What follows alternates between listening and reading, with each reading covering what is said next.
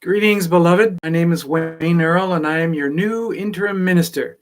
Until we gather together in person, the deacons and I thought it might be of some value to post an occasional video for your encouragement and edification. What unusual times we're having right now with the COVID virus and learning new language like, uh, being self-quarantined and social distancing and those things. But know these two things, that you are not alone and that we will get through this. It's absolutely going to happen. And in the Lenten season, we began with ashes, reminding us of our brevity, reminding us of the fragility of life.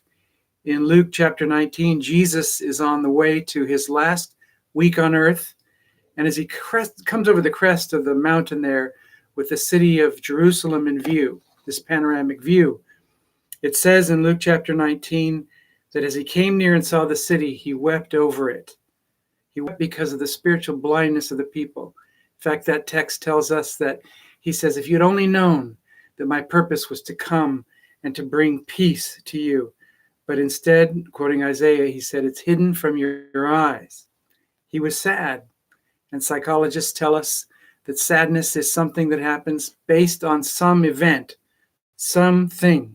Depression, in contrast, is more of a sadness about everything. So there's something and there's everything. And Jesus, no doubt, felt both sad and depressed about what he was experiencing. After all, his call was to liberate. His call was to alleviate suffering. His call was to speak to the hypocrisy of his day and to address those who were needy and challenged. He was an advocate for justice. So I wanted to ask you this Lenten question. It's not a question I came up with, but Parker Palmer, the spiritual writer, educator, sociologist, he asked this question. He was approaching 80, and he said, I started thinking differently, and I want to pose my question differently. He said, I no longer ask, what do I want to let go of, and what do I want to hang on to? He said, instead, I ask myself, what do I want to let go of, and what do I want to give myself to? So that's the question, really, that I want to pose to all of us. What do we want to give ourselves to during this season of Lent? There's a subtle but profound difference between the two. This is Palmer again. He adds, the desire to hang on comes from a sense of scarcity and fear, but the desire to give oneself comes from a sense of abundance and generosity. Friends, there's a lot of sadness today, a lot of anxiety, a lot of fear of the unknown, and we are all going to be touched by this virus, whether or not we become sick from it. But may I say how impressed and heartened I am that many of you have taken it to heart to reach out to your neighbors, to your family members, to others, to be there, online. I understand that, to be there through email, to be there through the phone, through letters. Letters are always good too. That's being the church, and you are being the church. It's a fantastic thing to witness and to be part of. A quick story before we finish. My father, when he was a very active kid, of course, and when he was 11, he began to feel numb in his legs.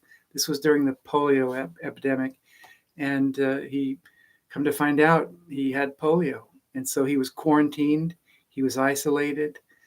He tells the story that he had to go into a unit that was composed almost entirely of men, a few other boys, but he was one of the few. And he remembers being dropped off there and having his mother and father having to say goodbye to him through a glass window and thinking, when am I going to see them again? And in fact, he wasn't able to leave for several months. And I asked him how he managed to get through it without going crazy. He said that the nurses were fantastic, that his fellow patients were all very kind. They gave him comic books and candy and were there to encourage him. And he said this, I'm quoting him, he said, I just decided that I'd have to go through it. Even at that age, I could see that there were people who were worse off than I was.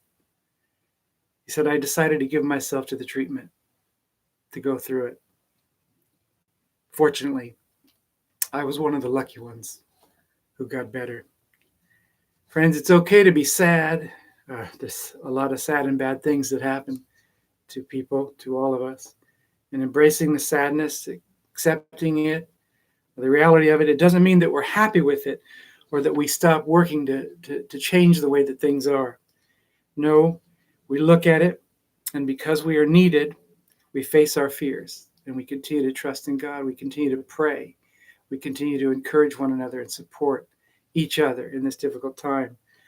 On this Lenten Lord's Day, may we resist the sense of scarcity and fear that surround us, and instead give what we can from a place of abundance and generosity to the things and the people who need us most.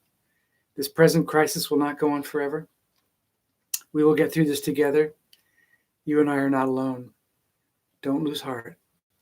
I'll see you soon.